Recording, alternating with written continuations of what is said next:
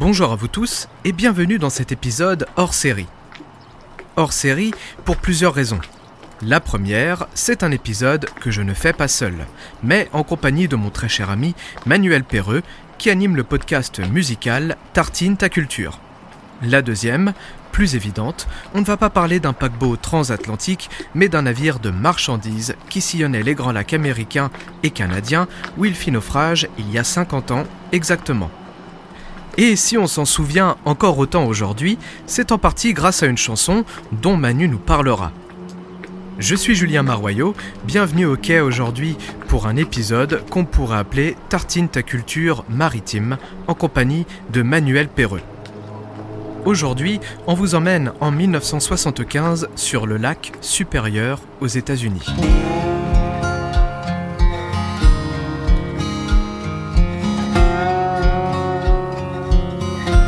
On parle souvent des naufrages en haute mer, survenus au cœur de l'océan Atlantique. Si ce dernier réserve sa part de danger et de mystère, on ne se doute pas que c'est également le cas sur les grands lacs. Ils peuvent vous sembler calmes, paisibles, idéal pour une balade en barque, pourquoi pas. Qui pourrait se douter que les tempêtes peuvent y être aussi dangereuses que sur l'océan ? Pourtant, le fond des grands lacs est parsemé d'épaves renfermant les corps des nombreux marins. L'histoire qui nous intéresse aujourd'hui est donc celle du Edmund Fitzgerald, un cargo minéralier américain qui traçait son chemin sur les Grands Lacs entre le Minnesota sur le lac Supérieur et Détroit sur le lac Erie.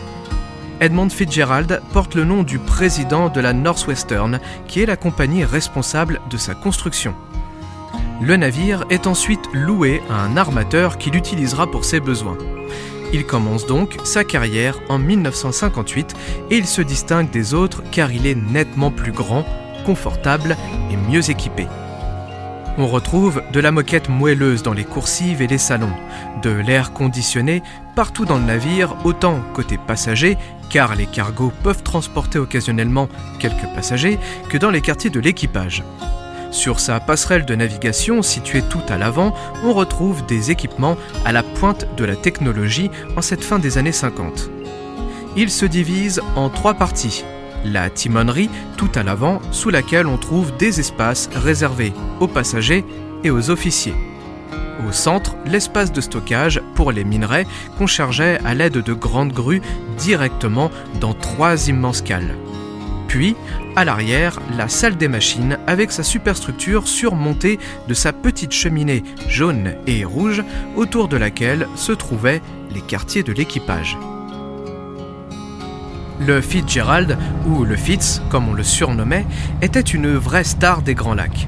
Son capitaine, Peter Pulser, en passant dans l'écluse entre le lac Huron et le lac Erie, diffusait de la musique à fond dans les haut-parleurs extérieurs du navire. Un véritable divertissement pour les locaux qui ne pouvaient pas louper le passage du navire. Le capitaine sortait même sur le pont avec un mégaphone pour les interpeller.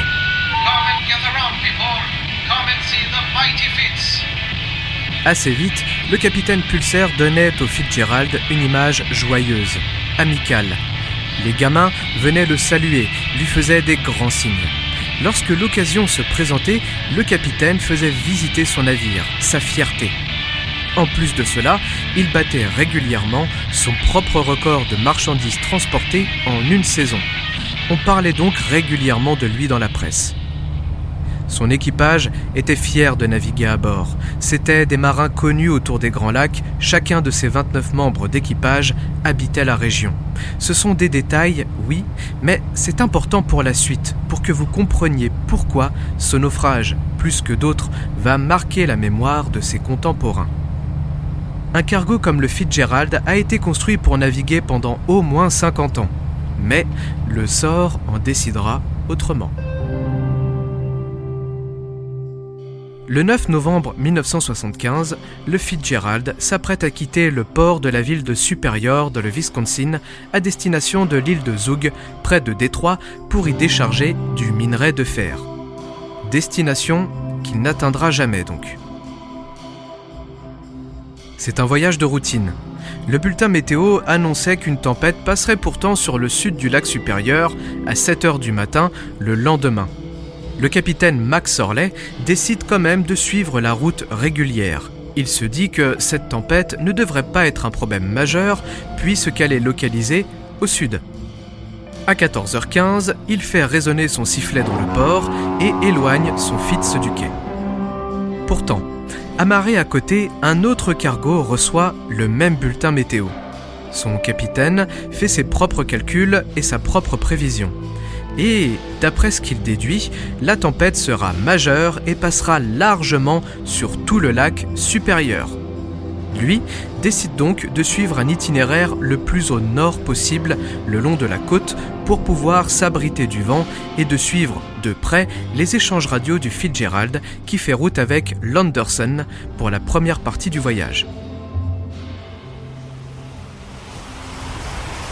En fin de journée, le temps se dégrade et la tempête gagne le lac supérieur, plus au nord que ce que le bulletin avait prévu. Rien d'effrayant pour le capitaine Max Orley, qui en a vu d'autres et qui ne se laisse pas facilement intimider, comme beaucoup de capitaines dans ces années-là. Ils restent en contact avec l'Anderson et, vers 2h du matin, ils décident tous les deux de modifier leur cap et de choisir une route au nord, plus longue mais plus abritée des puissantes bourrasques de vent atteignant déjà les 96 km/h et les vagues de 3 mètres qui viennent se fracasser contre la coque du Fitz.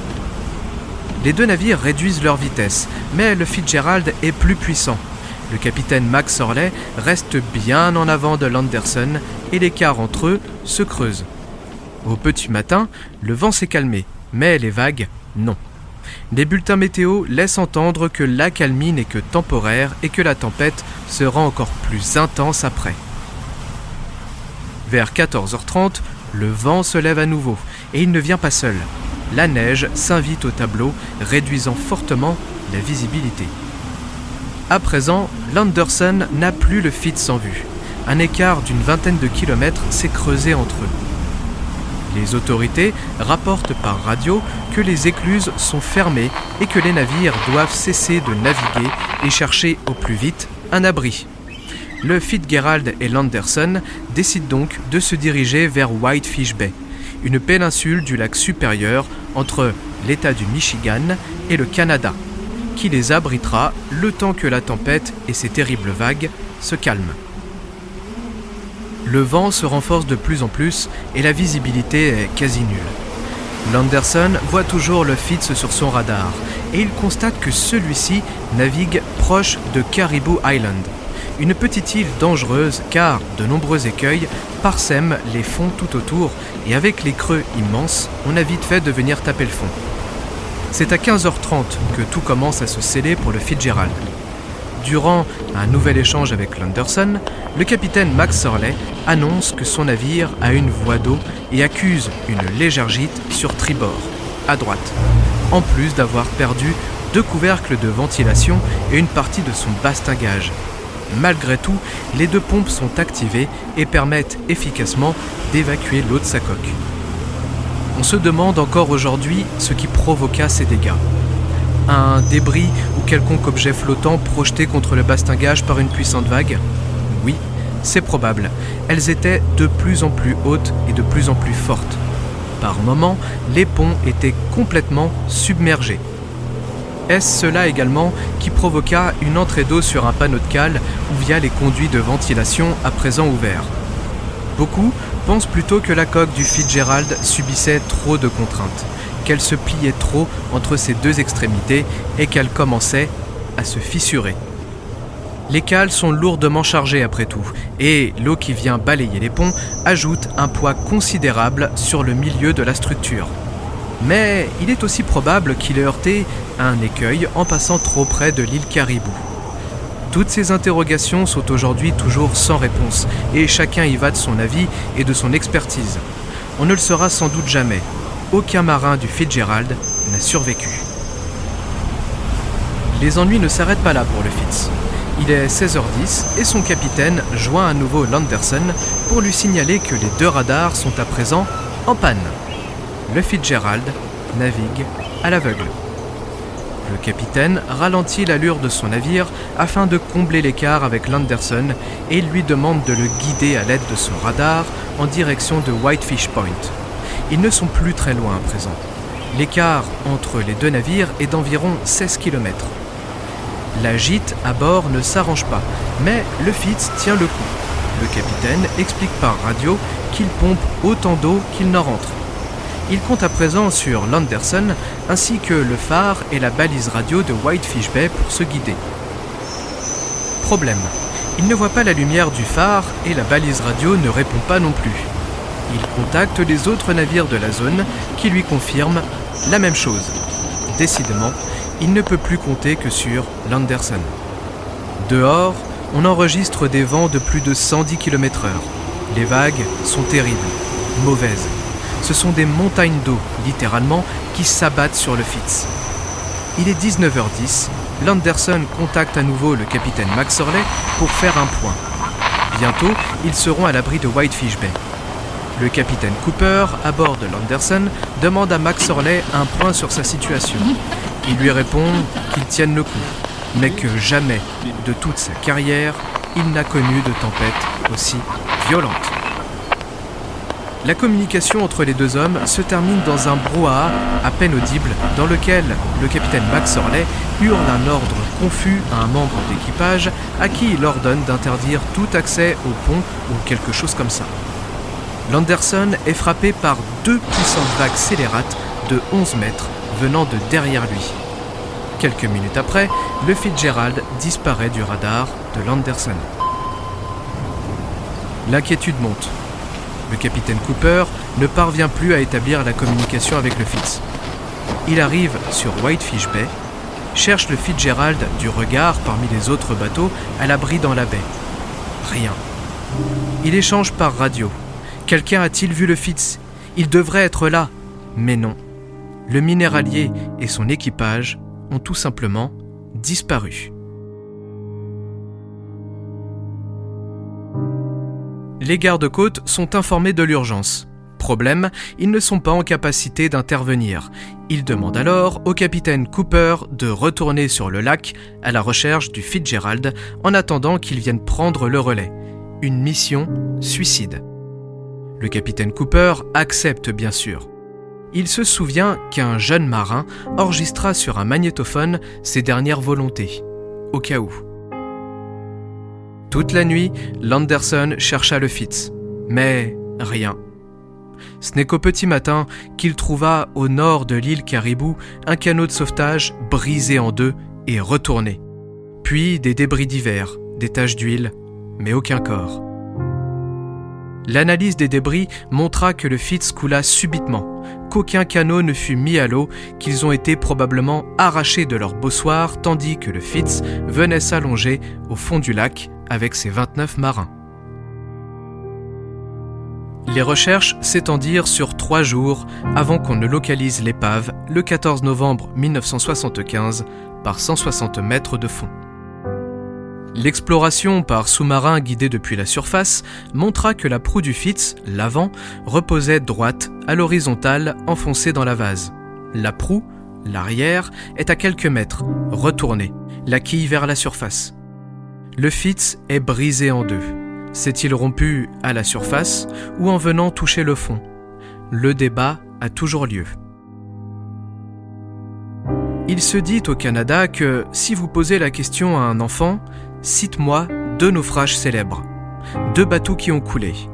Ils répondront le Titanic bien sûr, puis le Edmund Fitzgerald, tant son naufrage a marqué durablement la mémoire de ceux qui vivent autour des Grands Lacs. C'est le dernier navire à avoir sombré dans les Grands Lacs. Comme je vous le disais en introduction, ce naufrage reste célèbre par son envergure, mais aussi grâce à une chanson que Manu va nous présenter. Qu'est-ce qui fait qu'on se rappelle d'une catastrophe ? Quand elle arrive près de nous, on est souvent marqué pour longtemps d'un souvenir un peu flou mais profond. Mais prenez un peu de distance et même les plus grands drames peuvent vite tomber dans l'oubli. Il y a bien les infos, les images, les chiffres, mais tout ça finit souvent par se diluer dans le quotidien si on n'en voit pas les conséquences directes.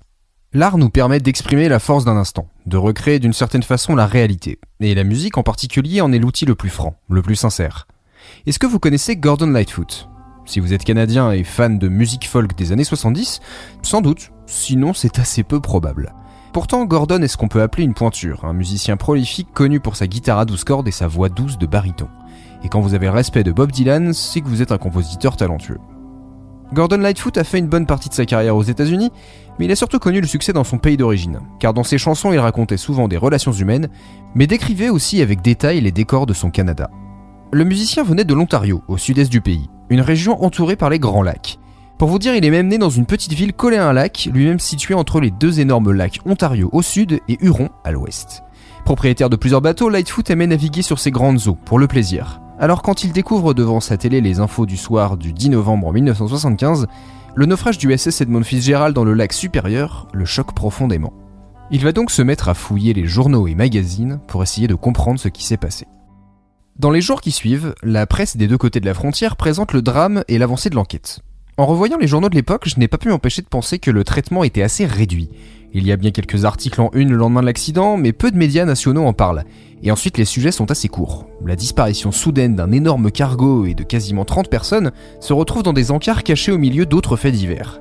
Gordon Lightfoot lit notamment dans le magazine Newsweek un compte-rendu plutôt léger de la catastrophe, et il remarque une faute de frappe dans le nom du bateau. Cette erreur l'énerve au plus haut point. Puisque c'est comme ça, il va lui-même raconter les faits. Il avait déjà en tête une mélodie et une progression d'accords de guitare inspirées d'un vieil air irlandais de son enfance. Elles allaient désormais se transformer en une chanson. Mais comment trouver les mots pour un tel sujet ? Il en parle à son guitariste qui lui conseille de raconter simplement ce qui s'est passé. À partir de là, il décide que tout sera totalement chronologiquement correct. Alors cette chanson est une réaction instinctive, écrite avant même que l'épave du bateau ne soit examinée. Lightfoot craignait de dire des erreurs et il n'hésitera pas plus tard à modifier en concert quelques passages pour mieux coller à la réalité. Il compose un morceau de plus de 6 minutes qui sera publié sur son prochain album, The Wreck of the Edmund Fitzgerald. The legend lives on from the Chippewa on down of the big lake they call Gitchagumi. The lake, it is said, never gives up her dead when the skies of November turn gloomy. With a load of iron ore, 26,000 tons more than the Edmund Fitzgerald weighed empty. That good ship and true was a bone to be chewed when the gales of November came early. The ship was the pride of the American side, coming back from some mill in Wisconsin. As the big freighters go, it was bigger than most, with a crew and good captain well seasoned, concluding some terms with a couple of steel firms when they left fully loaded for Cleveland. Then later that night when the ship's bell rang, could it be the north wind they'd been feeling? Gordon Lightfoot détaille l'histoire de l'accident sur une mélodie entêtante, où les couplets s'enchaînent et la musique portée par quelques notes électriques se répète tel un chant de marin. L'intensité monte au fur et à mesure qu'il raconte le drame, mais il n'y a jamais de refrain. Il a fait le choix de la sobriété, de juste laisser l'histoire s'écouler telle une légende. Il place le décor, celui d'un grand lac qui ne rend jamais ses morts quand novembre devient maussade. L'Edmund Fitzgerald nous est présenté comme la dernière victime du lac supérieur, un brave bateau ravagé par la violence des vents et dévoré par les eaux. Le cargo américain était énorme, son équipage expérimenté, mais quand le vent du nord s'est levé, c'était comme une prémonition. Le vent dans les câbles faisait un son de girouette, et une vague s'est brisée par-dessus la rambarde. Et chaque homme sut, et le capitaine aussi, que c'était la sorcière de novembre qui venait les dérober. L'aube est arrivée tard, et le petit déjeuner dut attendre, quand les vents de novembre sont venus frapper. Quand l'après-midi est arrivé, il y eut une pluie glaciale sous la forme d'un ouragan venu de l'ouest. À l'heure du souper, le vieux cuisinier est venu sur le pont pour dire « Messieurs, c'est trop compliqué de vous nourrir ». À 7h du soir, il a ouvert une écoutille et dit « Messieurs, ce fut un plaisir de vous connaître ». Le capitaine a annoncé que l'eau entrait, que le bateau et l'équipage étaient en péril. Et plus tard cette nuit, quand les lumières ont disparu, ce fut le naufrage de l'Edmund Fitzgerald.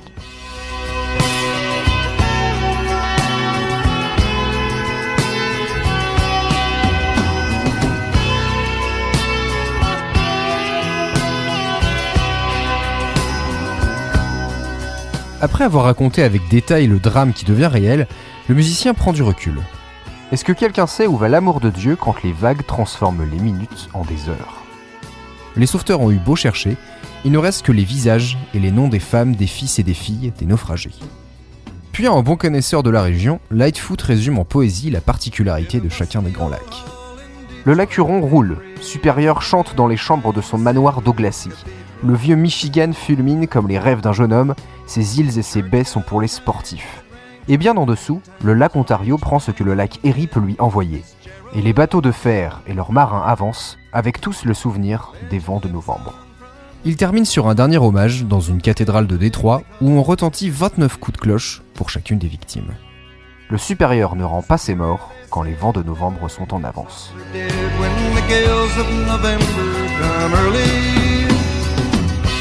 Le musicien n'apporte aucune culpabilité à son récit.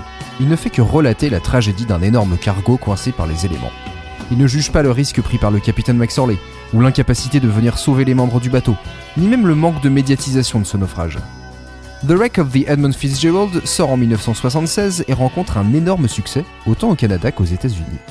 Ce mélange de folk et de rock, autour d'un drame encore récent, sonne comme un reportage musical, une approche réaliste qui pouvait alors toucher un large public.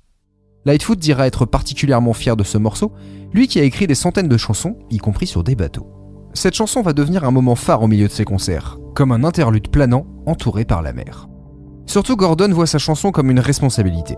Au fil des années, il a rencontré des proches des membres du Fitzgerald, dont certains sont devenus ses amis, et il tenait toujours à leur rappeler son soutien.